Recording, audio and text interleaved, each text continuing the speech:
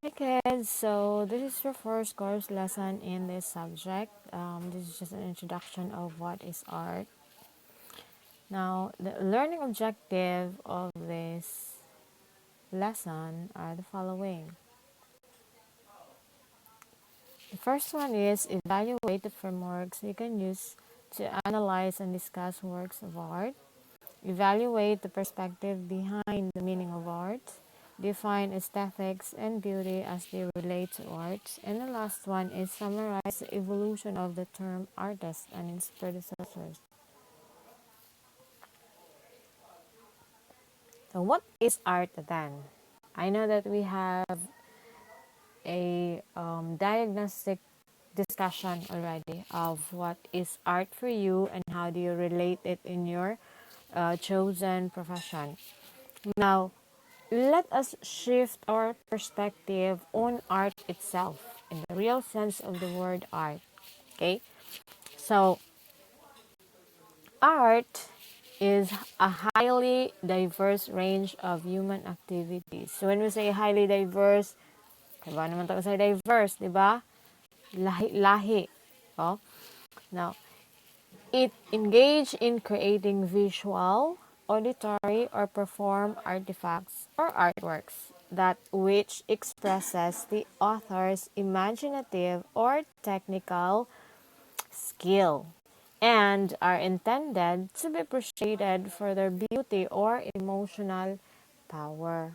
So technically mo na siya ang although there is no particular definition of what an art is because we have various very large perspective when it comes to art, but technically mao ni siya most accepted definition when it comes to the art now.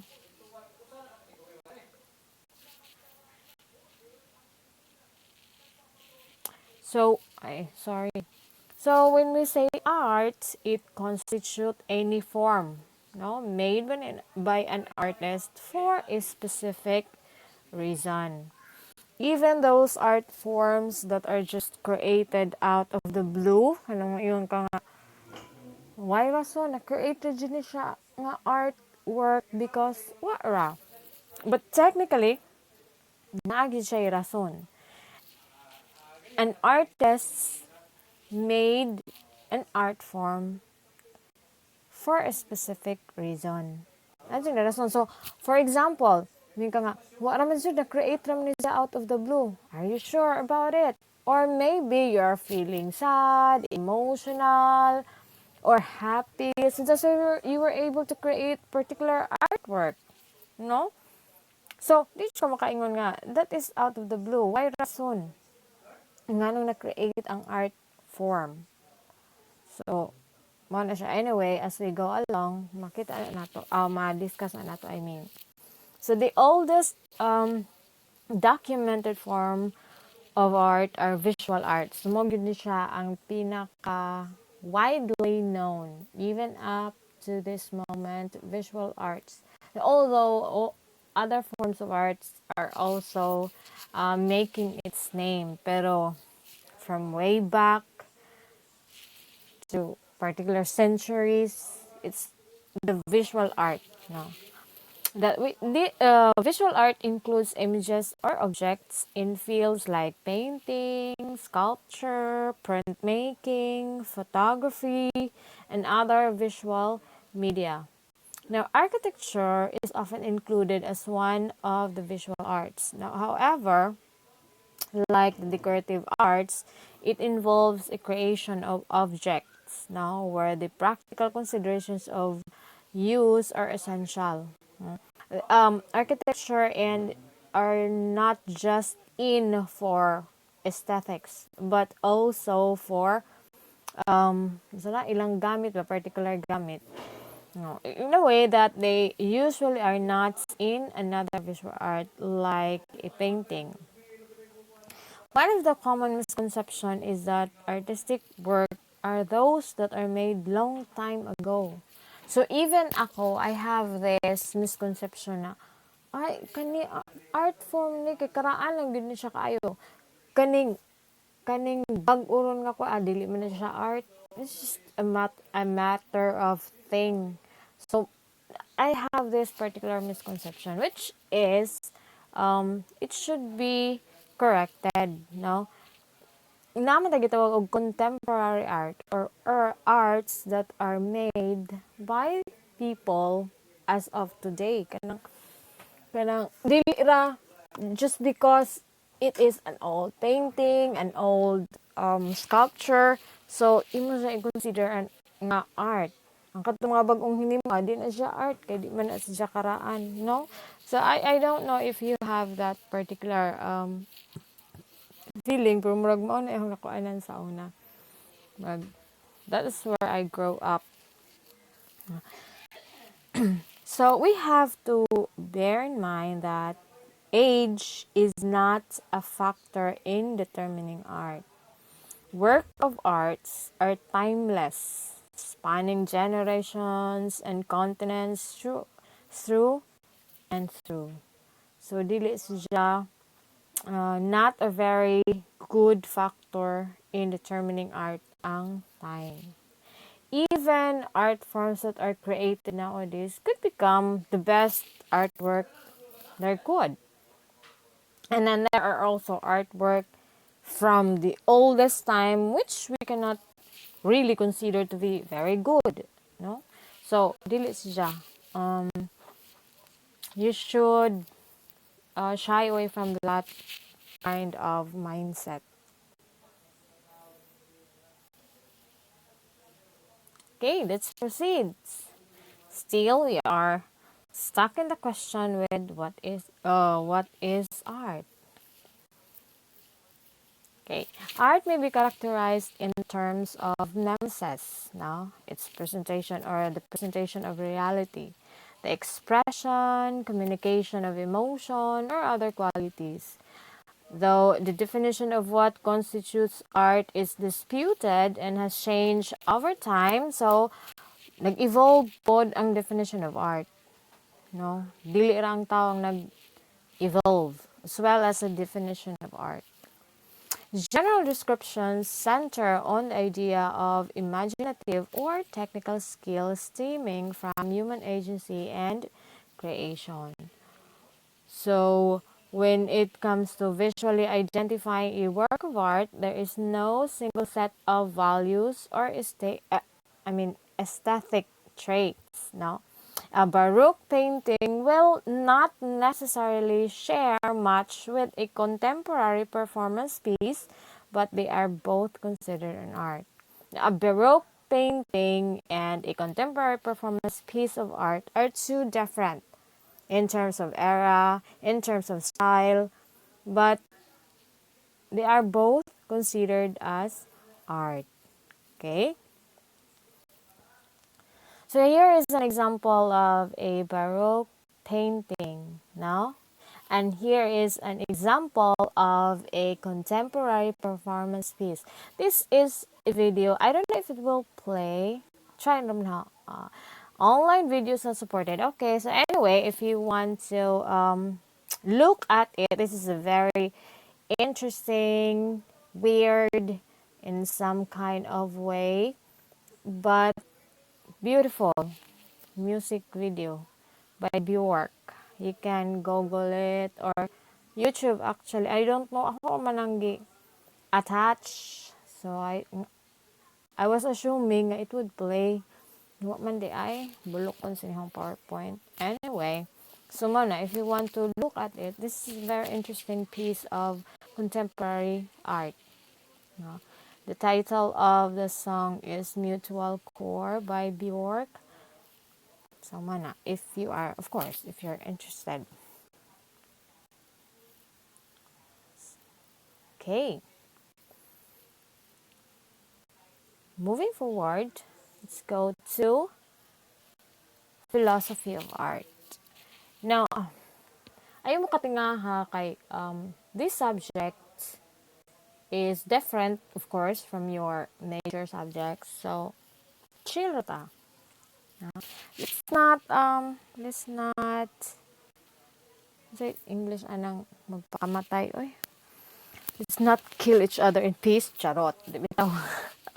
Di tayo pakamatay ani nga subject. Let's just, go as we go. But of course, we should always have this particular, um, not a little bit of commitment. So, don't worry. We're not, narabay na ingon ako, Mom, man siya pag ni-stricta ha. Actually, di man siya ko stricta. Gawas if I am provoked. No? Yeah, every teacher will become a demon when they are provoked. So, di ta mag-instricta din dapita. Just don't show me or give me a reason to be stricta. Okay, let's go back to philosophy of art. So, the definition of art has been debated for centuries. No? Gubot kayo ning kuan sa art. Just because, as I have said, we have this theories, we have this different perspective. So, that's why nagani siya more long-standing debate of what is really an art. The definition, a specific definition. No? So, among philosophers, no, mura jud sila gipanggab-an. Unsa man jud dining art? Unsa jud ang art? No? Mo jud na that is the most basic question in the philosophy of aesthetics, which really means how do we determine what is defined as art? Now, this implies two subtexts. Now, the essential nature of art and its social importance, or the lack of it. Now, the definition of art has generally fallen into three categories: the representation, expression, and of course, form. No? So, art as representation or mimesis. Well, the word mimesis, which in Greek means copying or imitation. So, for centuries, art is defined as representation or just a mere replication of something that is beautiful or meaningful. Now, even today, nabatay gitawag og still life art forms. Now, when we say still life, it's just a matter of copying what is your subject. So, say for example, you are going to draw a landscape, flowers, so pa, uban pang malang mananap nga himuon nimong subject. Now, imo ra kopyahon. It's just a matter of giving life to the subject inside a canvas. Mo na sang that is what we call representation, no? Imo ra gikopya whatever is your subject and freezes it over time. Okay? And then until roughly the end of the 18th century, a work of art was valued on the basis of how faithfully it replicated its subject. Now, this definition of good art has a profound impact on modern and contemporary artists. Now, Gordon Graham writes now, it leads people to place a high value on a very lifelike portrait such as those by the great masters Michelangelo, Rubens, Velasquez, and among others, and to raise questions about the value of modern art. Now, the cubist distortions of Picasso, the surrealist figures of John Marrow, the abstracts of Kandinsky, or the action painting of Jackson Pollock, while representational art still exists today, it is no longer the only measure of value. Okay?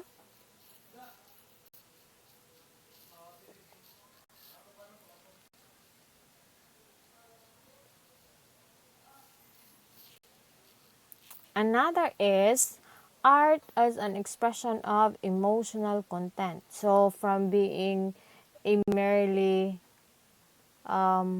replication or a copy paste of the subject, art is also an expression of emotional content.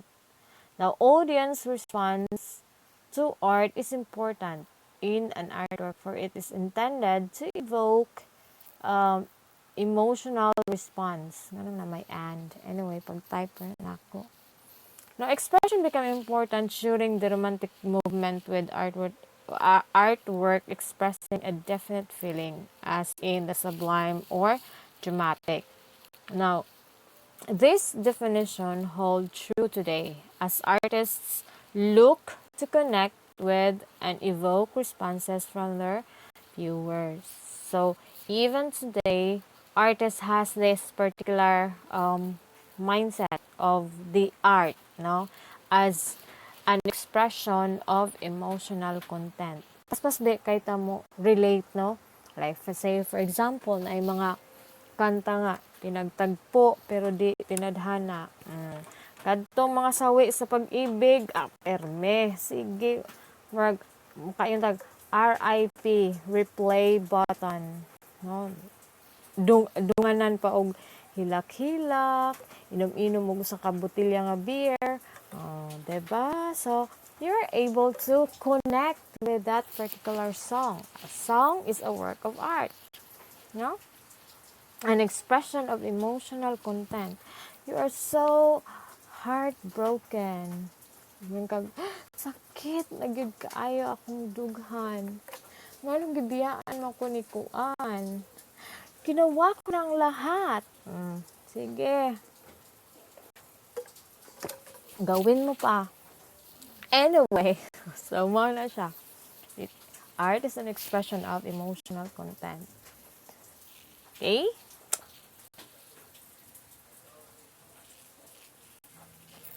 Okay, another is art as form. So,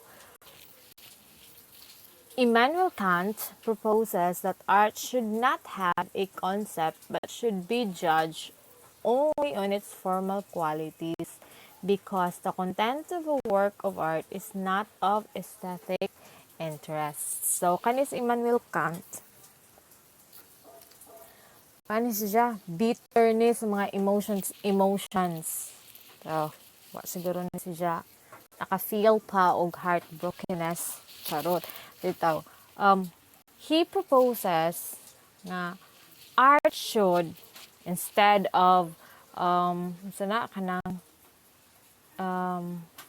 swallowing on the definition of as an emotional expression of emotional content or just a mere copying of the subject, ingon si Immanuel Kant nga an art should be judged on its formal qualities, no, because the content of work of art is not for aesthetic interest but instead on its form or how it is made according to its uses. So, makaingon ta nga kani si Immanuel Kant is very, kanang, say, tawag anang, oh my God, kalimot na hinuong ko. Practical, okay. So, very practical siya. Why would you make a particular artwork if there is no function of it in its form?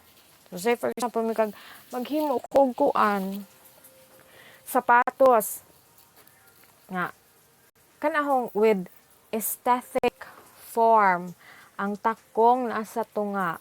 So, mo question si Immanuel Kant niya na, mingon siya nga, what's the purpose of that art? So, may kakaroon, I am in the side of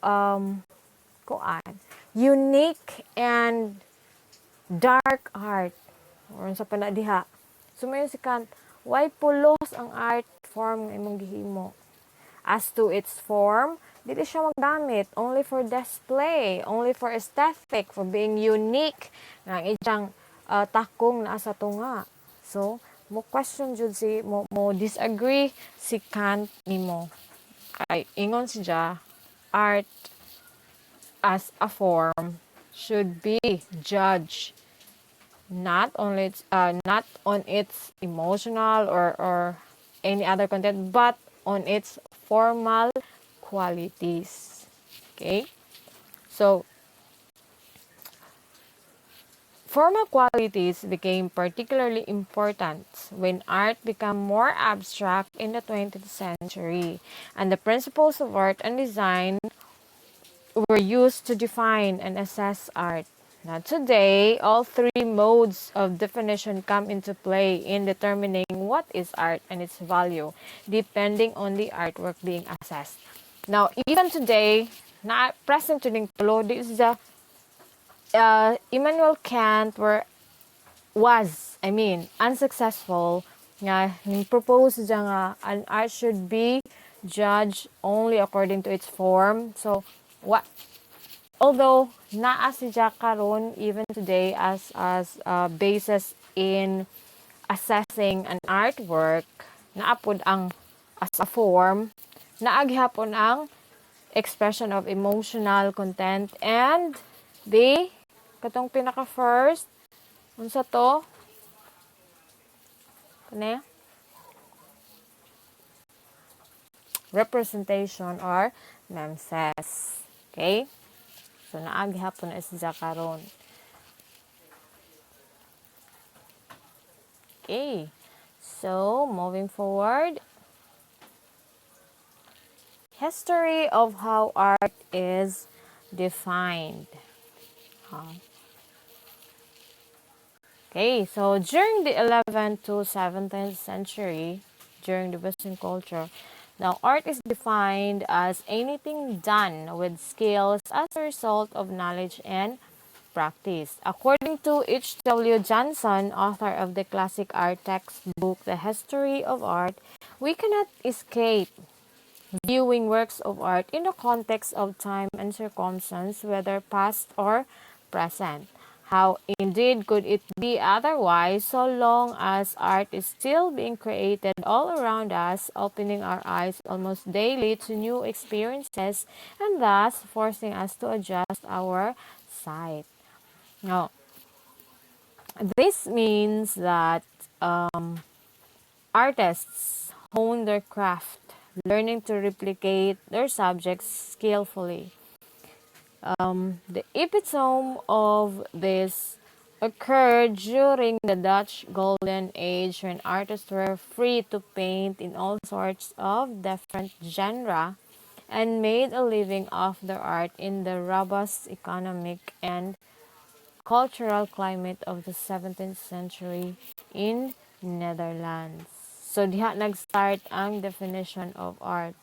So from 11th to 17th century, art is just defined as something, no, as that is done with skill as a result of knowledge and practice. So anay daghan pang patong katong mga emotional uh, attachments or something. Wala, this is just due to the robust economic and cultural climate of the 7th century. So mo na siya. Marag, they were making art out of the necessity. Okay? For in 18th century, during the Romantic period, kini kay romantic, from the word romance. So art began to be described as not just being something done with skill, but something that was also created in pursuit of beauty and to express the artist's emotion. So from the word lagi, na romantic, romance, so it involves your heart na as an artist. Nabi na medical term ang heart. No, kada mo yung I love you with mo takalimod di man lagi ko nurse. Basta kay naanas murag kanang makatawar ako ba kay ang term sa heart kay arang ka medical kaadyo nga magkatawa ka mamati papilos on sa tuoy ambot basta na ana kamo master mo ana. Yeah, I love you with all my papilos, papitos, amot unsa to. Basta na ang sigong katawan. Ngil aras ipod ni siya. Uy, di mo siya mabag. Ug inganawon kasi mong uyab nga, I love you with all my papitos. Ha? Unsa? Nalabad si E. Di gadyo ko mong sugot ug inganaon ko. Uy. Lain siya name sa medical term. Kamo kay master man mo ana. Okay? So, mo na da. Dinhi na nagsugod sa 18th century ang Romance, or there is now an involvement of the emotions of the artist. Not just a mere creation of artwork for survival or whatever it is, but there is now an inclusion of how you feel. Okay? Now, nature was glorified and spirituality and free expression were celebrated. Now, mo na nga time, no?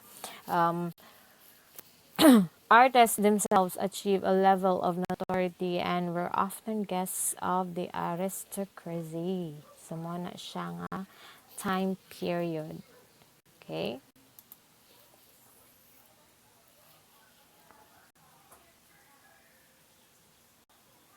Okay. Next is the 18, I mean, 1850s. So, this is the period of the avant-garde art movement. Now, the avant-garde art movement paved way for other modern art movements such as the Cubism, Surrealism, Futurism, in which the artists pushed the boundary, no, the boundaries of ideas and creativity. So, mo na need nga time nga artists were more wild when it comes to ideas and creativity. They're no longer subjected to particular boundaries. No? Kaya sa unang panahon na aman to, karon na mo na yung time nga mo yung magtanaw ka og painting. Ano sa si ini? Have you have you sure ambot laman no for those that have this artistic inclination. Maybe you are familiar with Jason Pollock. Tan-awar na isang mga painting. Mayon siya kag ano ba nakalami taon ani oy puro ra man yung mga linya-linya mura maglalabad, no?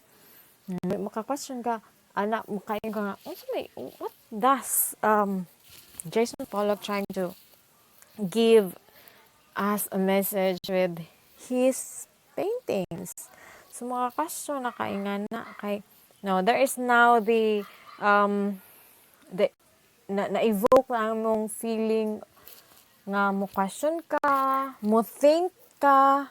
So mo na siya, mo na nga time 1850s, lahi na ang porma sa artworks because of the avant-garde art movement. Oh.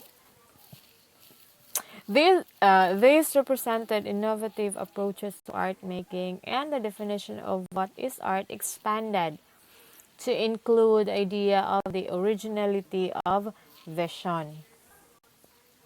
With the realism of Gustave Courbet, it was followed by other modern art movements such as Cubism, Futurism, and Surrealism. Mao ni sila kaning tulo ang nag-pave way for the avant-garde art movement. Now, artists, the idea of originality in art persists, leading to ever more genre and manifestations of art, such as digital art, performance art, conceptual art, environmental art, electronic art, and etc. Di ba ang daghanan na ganit Roy?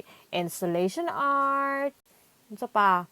There are various forms of art na sa karon at this we call it contemporary artworks.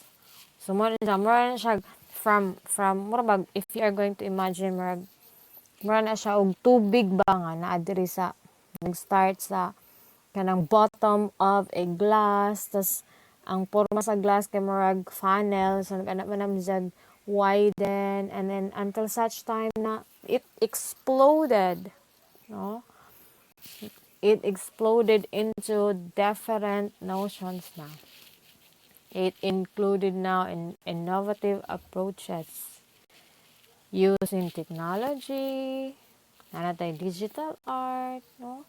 So mo na siya. That is how art has evolved from centuries up to today. Okay?